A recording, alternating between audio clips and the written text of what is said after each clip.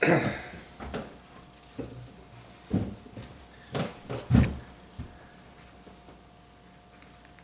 is the introduction to Chapter 2 of Charles Williams' book, Descent into Hell. The chapter title is Via Mortis, which means the deadly way.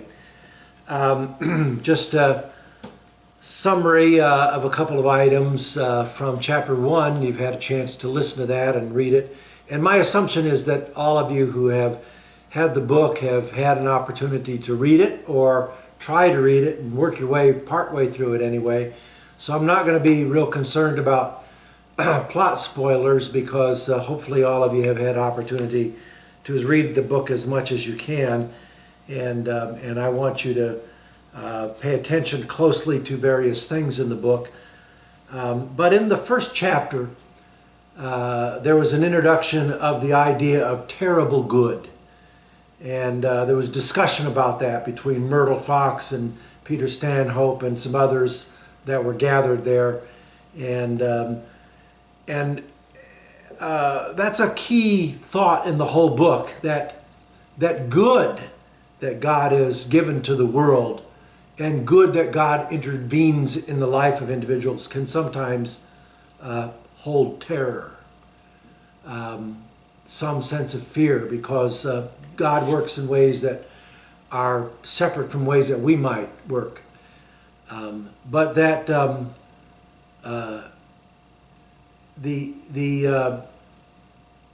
fact is that terror itself is not good. So good can involve terror, but terror is not good. So I mean, if you can kind of get that in your mind and work with that, it'll be helpful. Now, you may wonder why all this long discussion about the play, everybody gathered on Stanhope's lawn and a dialogue about all of that.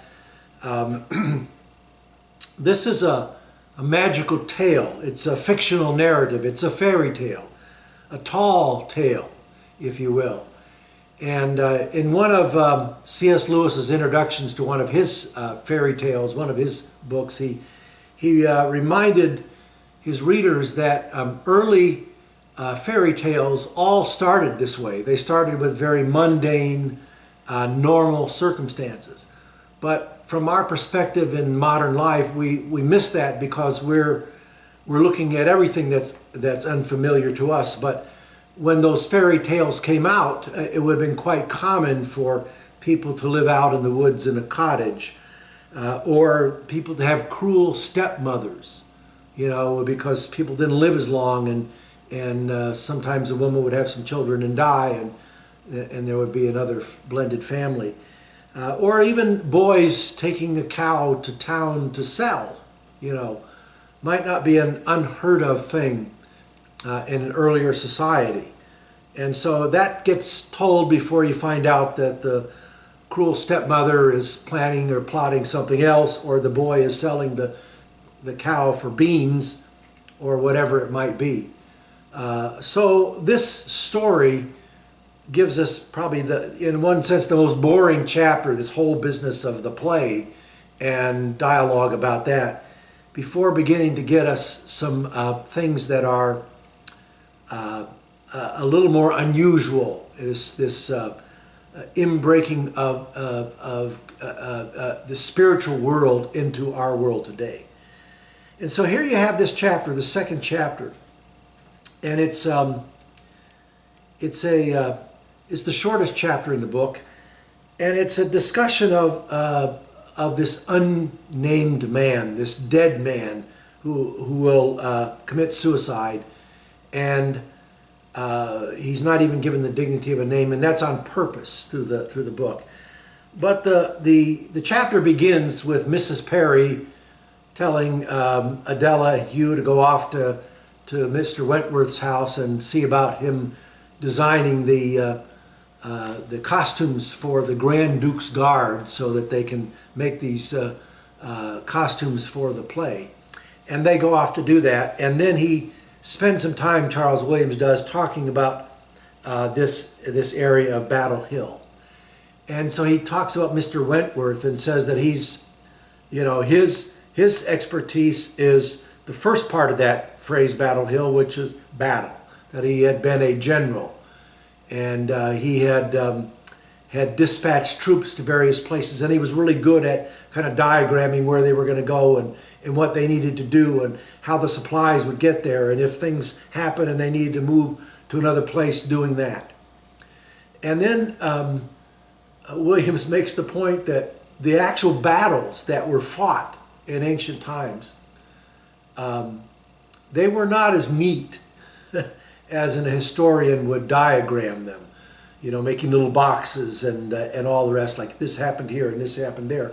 He reminds us that those were terrible things, that they were filled with people that were laying there bleeding and dying and moaning. And moaning will be, a theme through this book, because he gets a little later on, and some things that will happen in the book, he refers to the moaning of Christ on the cross.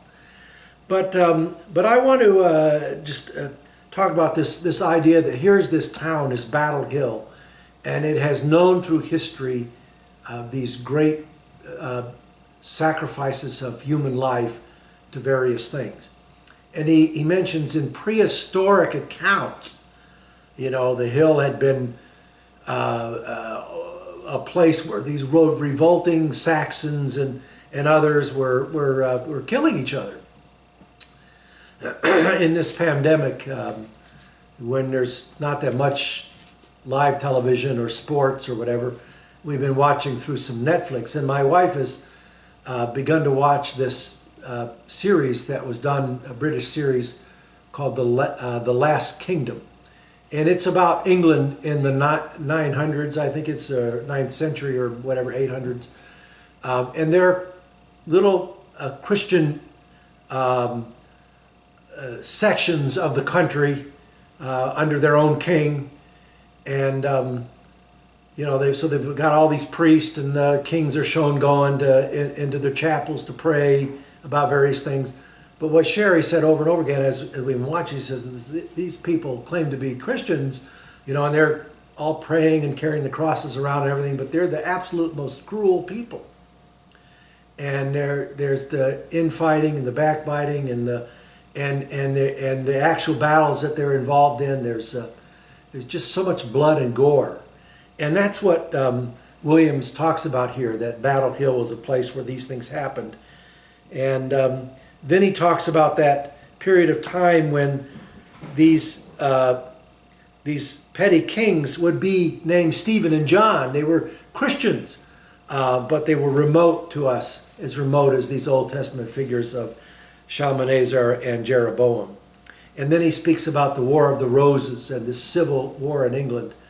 And I did a check online at the War of the Roses, and this was a time when there were two people claiming the throne, and one group's, they wore yellow roses and one group's wore red roses, and there was a war for a period of time over who was going to be king.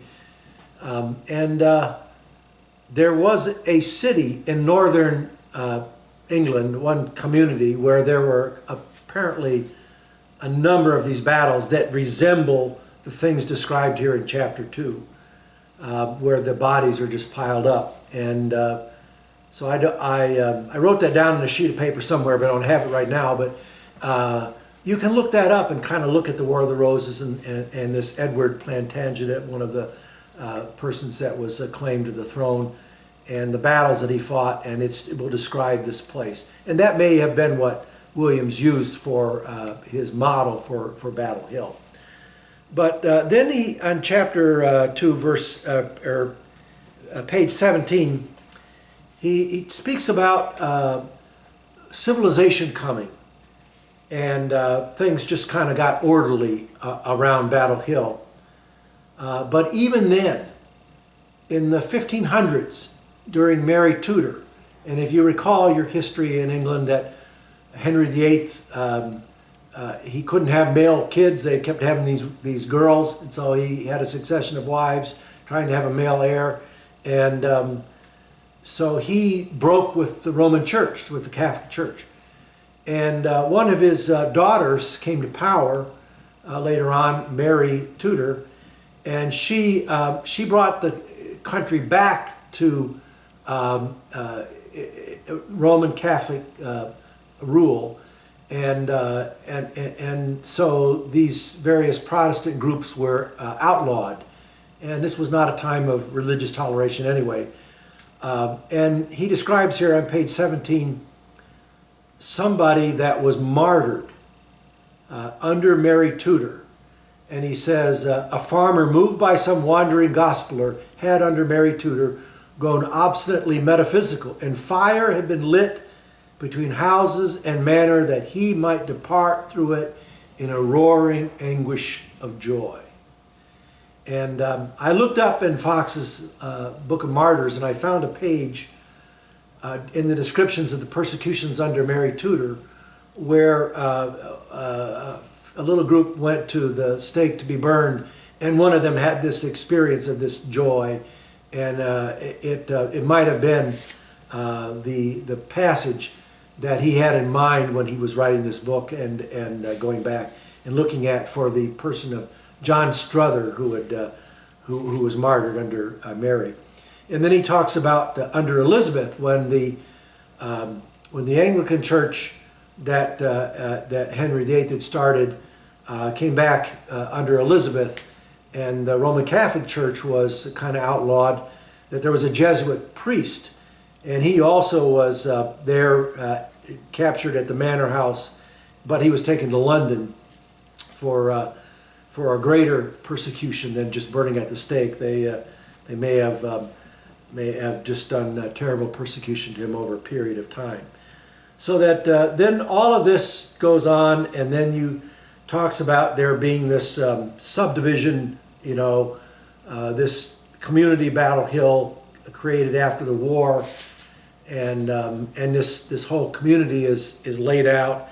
And when it is being laid out, and this is the 1920s, I assume, or right after World War I, maybe even the late teens there, that a workman is taken on, and the national margin of unemployment is reduced, in one case by him being, going to work, but taken on unwisely, they say, because he was not a good worker. Now, this guy is described as kind of short, and he's not old, but he's not young, and he's an individual that's clumsy and slow. Nobody ever even bothers to know his name, and he's just the humorous butt of everybody, and that all his life he's been neglected and pushed aside and the butt of everybody's joke. That he's lost all of his jobs by the turn of a hand in New York and Paris, these businesses doing their mergers and things back then and laying people off, and he's always been stuck in the gutter. And it mentions, and it's very prominent that it mentions that his wife is also kind of a miserable creature, but she keeps her jobs, which is doing the laundry for people.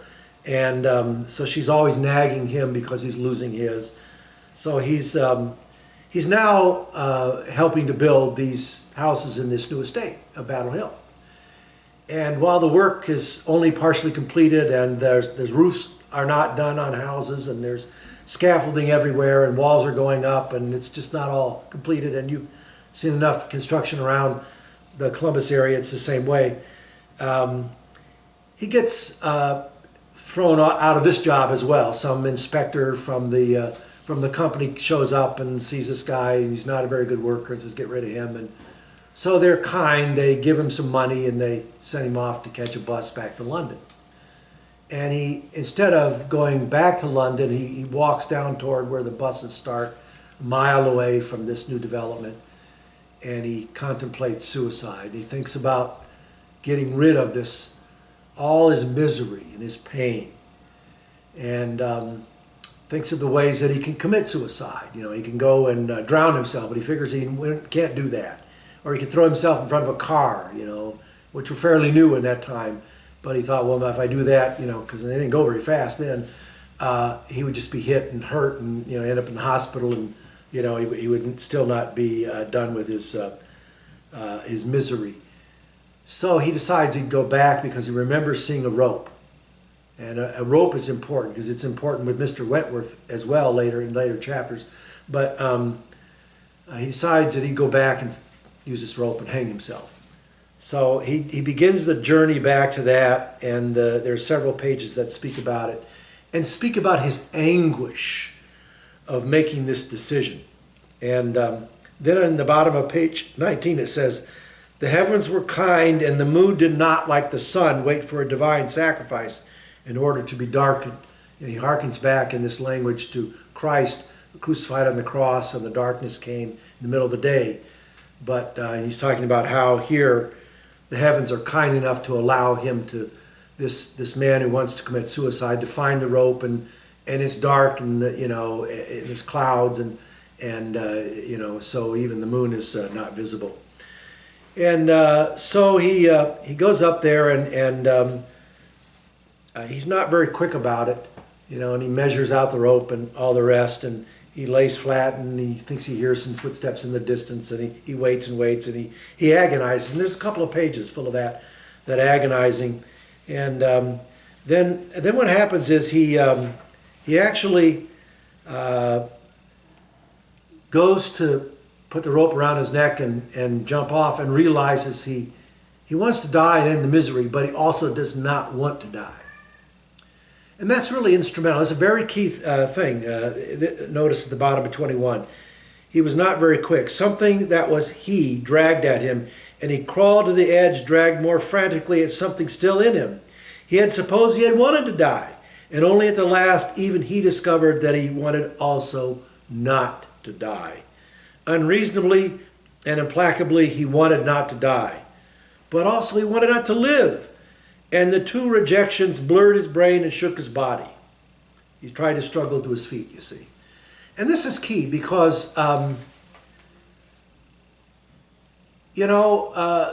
think Williams here is kind of saying God is the judge of the human person and the human person's intent. If the God of the universe can look at the thief on the cross next to Jesus, who's done whatever atrocious things he's done, and he's stuck up on a cross, and he looks over at Jesus, and here right before he's dead on the cross, he says, "Listen, man, you haven't done anything wrong. Remember me when you come into your kingdom." Which is not a long repentance, this is all I've ever done and all that kind of thing. It's just a statement of asking for mercy. And Jesus says, "Today you will be with me in paradise." And Williams is speculating that maybe God can deal with the human person in ways that we're not aware of. And here's this man that has just been kicked around, and now he's deciding he wants to end it all because it's so miserable, but he also doesn't want to die. And later on, we'll be told in the book that he really has never been exposed to the gospel. And so God is merciful to him, and he falls from the platform, which is going to be the enclosed bedroom of Lawrence Wentworth later, and he dies, but he finds himself wandering around and alive, although he doesn't realize he's dead, and he can't find the rope, so he's left in these last few pages kind of searching for the meaning of that, like what's going on here, and he ends up just kind of wandering over the streets of Battle Hill in this state after death, because in the next chapter we'll open up and say that his body is buried quickly when they discover it. But he's in some kind of limbo, whether that's a theological thing, and of course there's a lot of connection to Dante's Divine Comedy, where he speaks about hell and speaks about a place intermediate between heaven and hell, purgatory, and then he speaks about heaven, paradise, in the Divine Comedy. And I don't want to get too involved in that theologically, but you get the picture here that God is, in whatever space or time this man occupies, is withholding judgment to give this person time to decide if he wants to receive the gospel. That's very interesting, and I think you will be surprised as you read the book closely in the other chapters that speak about this man, the things that he goes through in his desire to escape his past and his desire to find some kind of mercy. And this is a powerful chapter about human misery. And there's a magnetism in Battle Hill where many people have undergone this the violent death. And so continue to read and enjoy the chapter, and we'll come back and look at chapter 3, maybe summarize a couple things from chapter 2.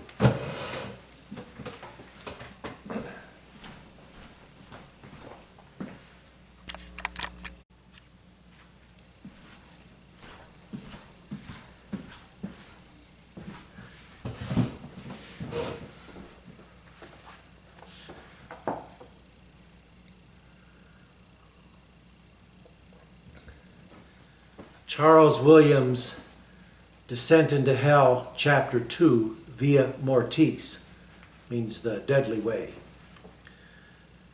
Mrs. Perry and her immediate circle, among whom Adela Hunt was determinedly present, had come, during Pauline's private meditations, to several minor decisions, one of which was to ask Lawrence Wentworth to help with the costumes, especially the costumes of the Grand Ducal Court and Guard. Adela had said immediately that she would call on Mr. Wentworth at once, and Mrs. Perry, with a brief discontent, had agreed.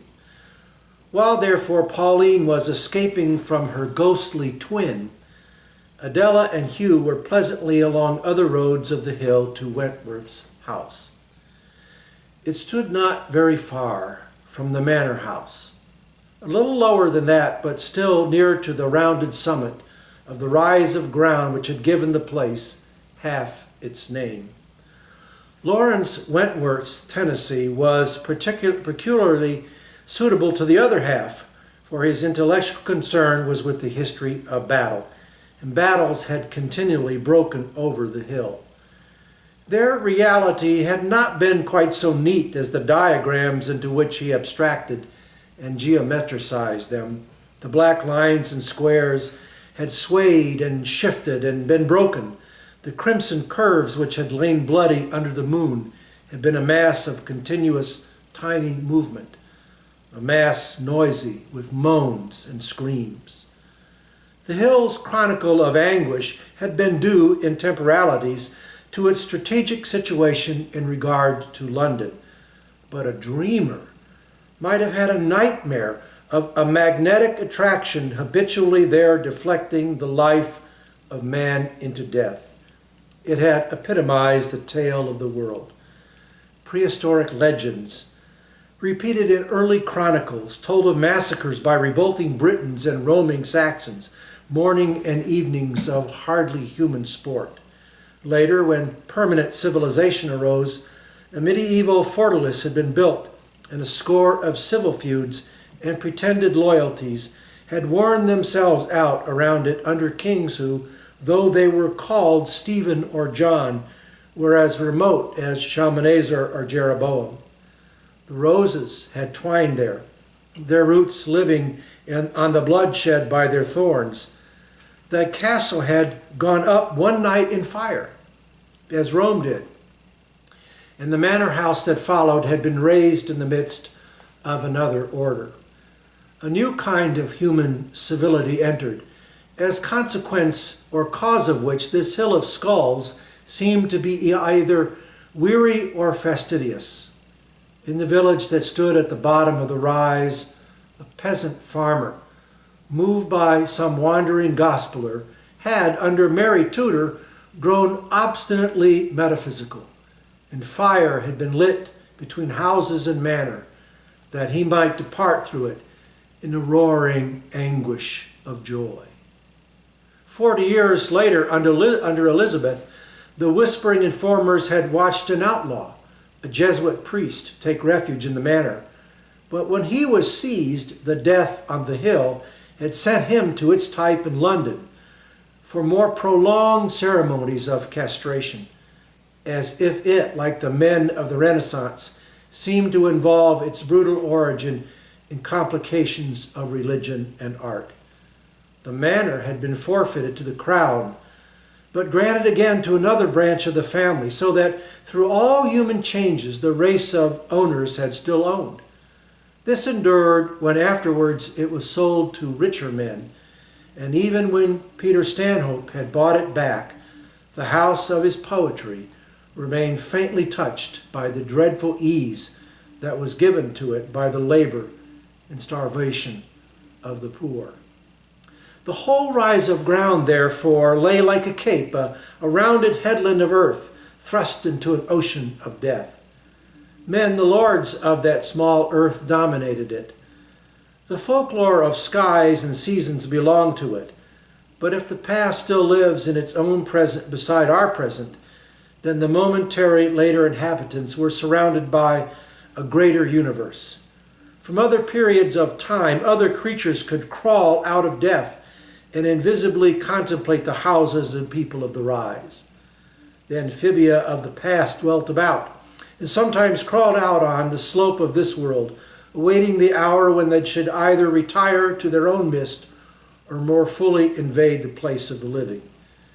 There had been, while the workmen had been creating the houses of the new estate, an incident which renewed the habit of the hill, as if that magnetism of death was quick to touch first the most unfortunate of mortals. The national margin of unemployment had been reduced by the new engagement of laborers, and from the work's point of view, reduced in one instance unwisely. A certain unskilled assistant had been carelessly taken on. He was hungry, he was ill, he was clumsy and slow. His name no one troubled to know. He shambled among the rest, their humorous butt. He was used to that. All his life he had been the butt of the world, generally of an unkind world.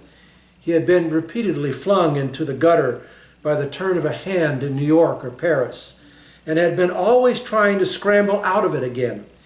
He had lost his early habit of complaining, and it only added to his passive wretchedness that his wife had kept hers. She made what money she could by charring at the market price, with Christmas Day, St. Stephen's, and such feasts deducted, and since she usually kept her jobs, she could reasonably enjoy her one luxury of nagging her husband because he lost his. His life seemed to him an endless gutter which ran an endless voice. The clerk of the works and his foreman agreed that he was no good. An accidental inspection by one of the directors decided his discharge. They were not unkind. They paid him and gave him an extra shilling to get a bus back some ways towards London. The clerk added another shilling and the foreman sixpence. They told him to go. He was, on the whole, a nuisance. He went. That night, he returned. He went toward the buses a mile off, trampling blindly away through the lanes, coughing and sick. He saw before him the straight gutter, driven direct to London across the lanes and fields. As its long end was a miserable room that had a perpetual shrill voice. He longed to avoid them, as if the hill bade him a placable farewell. There came to him, as if he left it, a quiet thought. He could simply reject the room and its voice. He could simply stop walking down the gutter. A fancy of it had grown in him once or twice before. Then it had been a fancy of a difficult act. Now the act had suddenly seemed simple. Automatically eating a piece of bread that one of the men had given him, he sat down by the roadside, looking around to find the easiest way to what had suddenly become a resolve. Soft and pitiless, the country stretched away around him, unwilling that he should die. He considered. There were brooks. He knew it was impossible for him to hold himself down in them while he drowned. There were motors, cars or buses. Apart from his unwillingness to get other people into trouble, he feared lest he should be merely hurt or maimed. He wanted to get himself completely out of trouble. There were half-finished buildings away behind him. A magical and ghostly finger touched his mind. In one of those buildings, he remembered he had seen a rope. In a dim way, as he sat gnawing his bread, he felt that this was the last trouble he would give his fellows. Their care this time would be as hasty and negligent as ever, but it would be final. If the rope were not there, he would find some other way, but he hoped for the best. He even believed in that best. He got up sometime in the early evening and began to plod back. It was not far, and he was not old. In covering the short distance, he covered age also, toiling doubly through space and time. The republic, of which he knew nothing, had betrayed him. All the nourishment that comes from friendship and common pain was as much forbidden to him as the poor nourishment of his body. The republic had decided that it was better one man, or many men, should perish than the people in the dangerous chance of helping those many. It had, as always, denied supernatural justice. He went on in that public but unspectacular abandonment, and the sun went down on him. Under the moon he came on the hill to a place which might have been an overthrown rather than an arising city. The chaos of that revolution which the Republic naturally refused had rolled over it, or some greater disaster, the Vesuvian terror of Pompeii, or an invisible lava of celestial anger, as that which smote Thebes or the self-adoring cities of the plain. Unfinished walls, unfilled pits, roofless houses, gaping holes where doors and windows were to be, had been spread before him. His body was shaking, but he went on. Here and there a ladder stretched upward, here and there a brazier burned. An occasional footstep sounded. The cold moon lit up the skeletons of houses, and the red fires flickered rarely among them. He paused for a moment at the edge of town, but not in doubt, only to listen if a watchman were near. From mere physical stress, he whimpered a little now and then, but he did not change his purpose, nor did the universe invite him to change. It accepted the choice, no more preventing him than it prevents a child playing with fire or a fool destroying his love. It has not our kindness or our decency. If it is good, its goodness is of another kind than ours. It allowed him, moving from shadow to shadow, cautious and rash, to approach the house where he remembered to have seen the rope. All the afternoon the rope had been visible to his eyes. He knew exactly where it was, and there indeed it was. He slunk in and touched it, shivering and senseless, but for the simple sense of life. The air of that infected place suffered his inhalations and filled his lungs as he dragged the rope gently and softly toward the nearest ladder beyond. The ladder frightened him, lest he should be too much boarded, or else, bone white in the moon, should, while he climbed, expose his yet living body to those universals who would have him live. But it was open for him, and he crouched within the lower shell of a room, holding the rope, peering, listening, waiting, for he did not guess what until it came. He thought once he heard hurrying feet at a distance, but they were going from him, and presently all was quiet. The moonlight gently faded, the white rungs grew shadowy, a cloud passed over the sky, and all was obscured. The heavens were kind, and the moon did not, like the sun, wait for a divine sacrifice in order to be darkened. A man served it as well. He rose and slipped to the foot of the ladder. He went softly up, as the Jesuit priest had gone up his those centuries earlier, paying for a loftier cause by a longer catastrophe.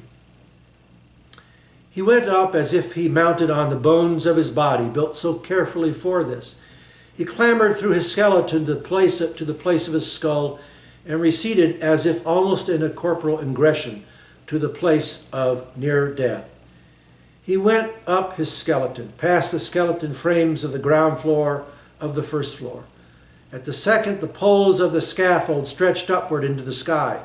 The roof was not on, nor his life built up. He dragged himself dizzily on to the topmost landing, pulling the rope after him, and there his crouching mind stayed. The cloud passed from the moon, another was floating up. His flesh, in which only his spirit now lived, was aware of the light. He stood still and hoped for the best. He lay still. Presently he peered over. The world allowed him to be capable and efficient at last. No one had seen him. The long gutter of his process was now coiled up into the rope he held. The room with its voice was away in and looked on him from the silent moon.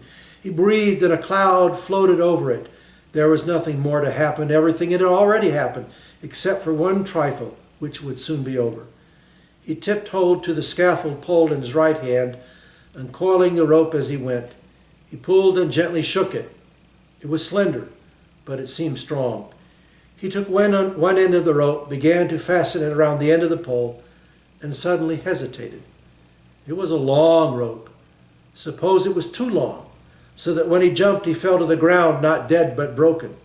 That all those people more fortunate than he who had governed him and shoved him into the gutter would come to him again. He would hear a footstep or two of theirs upon the ground now, and lay still while they sounded and ceased.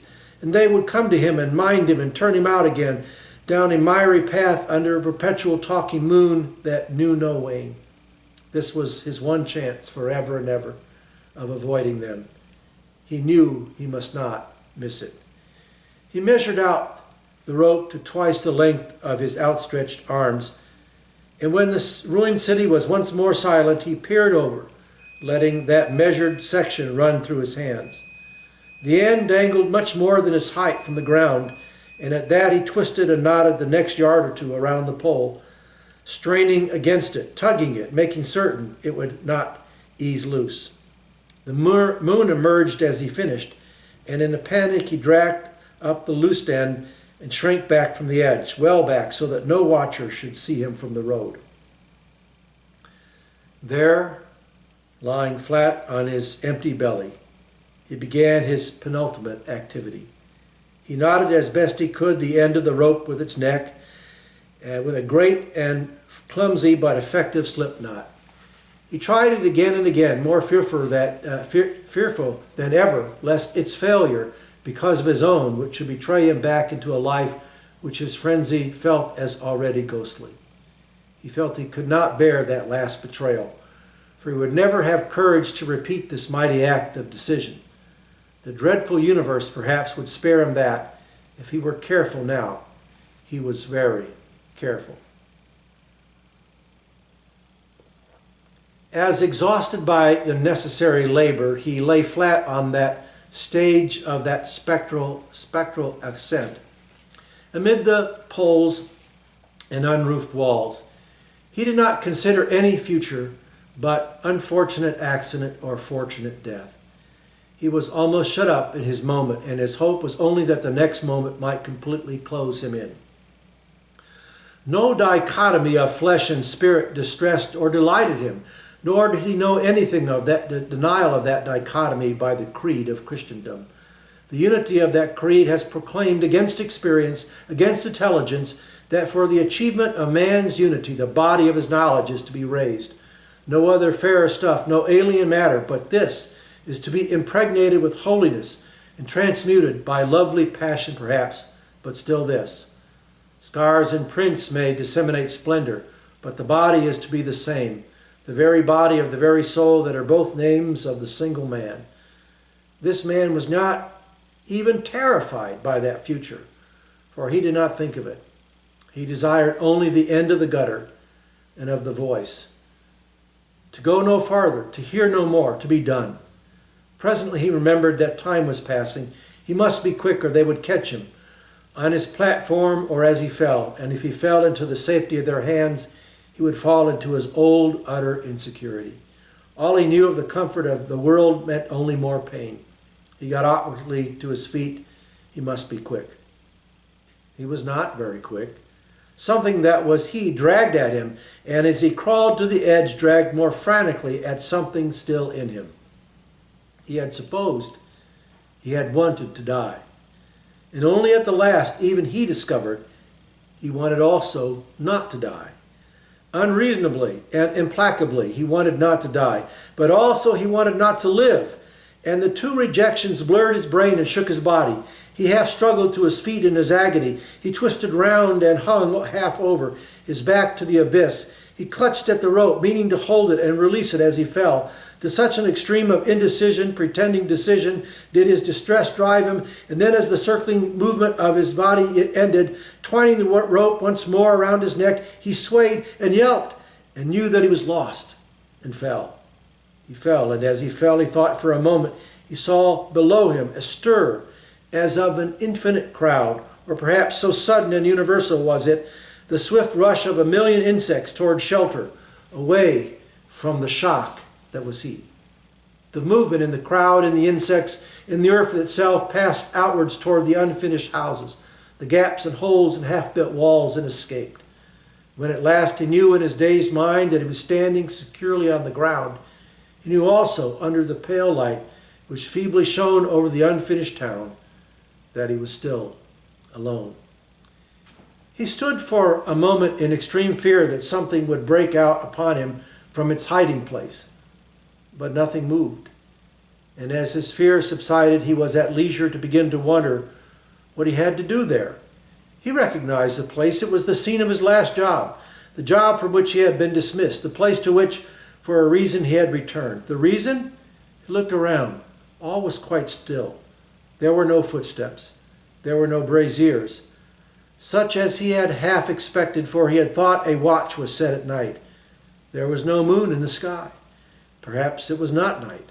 Indeed, it was too light for night. Perhaps it was dawn, but there was as yet not a sun. As he thought of dawn and another day, he remembered why he was there. He had come there to die, and the rope was on the platform above. He did not quite understand why he was standing at the foot of the ladder, for he remembered that he had mounted it up to its head, unless he had jumped down to frighten something that had vanished, but it did not matter. What mattered was that dawn was here and his time was short. Unless he acted his chance and he would be lost. He went again, very quickly and anxiously, up the ladder. At the top he got on the platform and hurried to find the rope. He had had it ready. He must not waste it. He looked round for it. The rope was not there. At first he did not believe it. This was certainly the place, though in the dawn, which was less bright than the moon, he knew he had hated the moon because it watched him. The corners of that stage between earth and sky were now in darkness. But he went and peered into them and felt. Uselessly. He knelt down, staring around, unaware of sickness or exhaustion, only of anxiety. He almost lay down, screwing up his eyes, dragging himself around. It was all useless. The rope was not there. By now, as he raised his head and looked out, the silence was beginning to trouble him, and the pallid dawn. It was good that the light should not grow, but also it was terrifying. There had not been much time, or had there? He could not attend to it. The absence of the rope preoccupied him. Could someone out of the world that was filled with his rich enemies have come while he was down at the foot, doing something he could not remember, and run up the ladder quietly and stolen back his rope as he himself had stolen it? Perhaps the men who had sent him off that day, or even his wife out of the room, stretched a long, lean hand and snatching it as she had snatched things before. But then she would have snarled or shrilled at him. She always did. He forgot his caution. He rose to his feet and ran around and around seeking for it. He failed again. The rope was not there. By the ladder he stood still, holding on to it, utterly defeated at last, in a despair that even he had never felt before. There had always been present to him unrecognized but secure, man's last hope, the possibility of death. It may be refused, but the refusal, even the unrecognized refusal, admits hope. Without the knowledge of his capacity of death, however much he fear it, man is desolate. This had gone. He had no chance whatever. The rope was gone. He could not die. He did not yet know that it was because he was already dead. The dead man stood there, a vast dead silence around him and within him. He turned his head this way and that. He no longer minded whether anyone came, and no one did come. He looked back over his shoulder at his platform in its dark corners. Some things were yet concealed. There was shadow. His eyes looked at it for a long while, some days or a week, without interest or intelligence. Presently there was a stir in it that presently ceased. He had been looking at it all the time, over his shoulder, still standing there and holding his ladder, his body, or what seemed to be his body, his whole consciousness of distances and shapes that seemed not to be he, slowly conforming itself to its intelligence of this other world. The silence of the dead was about him. The light of the dead was over him. He did not like the corners of darkness or the stir of the corners, and presently as he stood there he began to feel that he could get away from them. He knew now that he would not find the rope, and that he would not take again the means he had once taken to escape from pain and fear. But in that utter quiet his despair began to discover itself to be more like contentment. He slid onto the ladder, vaguely determined to get as far as he could from the platform of transition. He went soundlessly down, and as he came to the ground and loosed his hold, he sighed. He took a step or two away and sighed again, and now for pure relief. He took a step or two away. He felt through all his world the absence of men, the mere absence, therefore, of evil. The battle which was to be represented there by the grand culture of Battle Hill could offer him, after his whole life, no better thing than it should keep away. Justice so far rescued him. What more there was had not yet begun to work. He wandered away over the hill.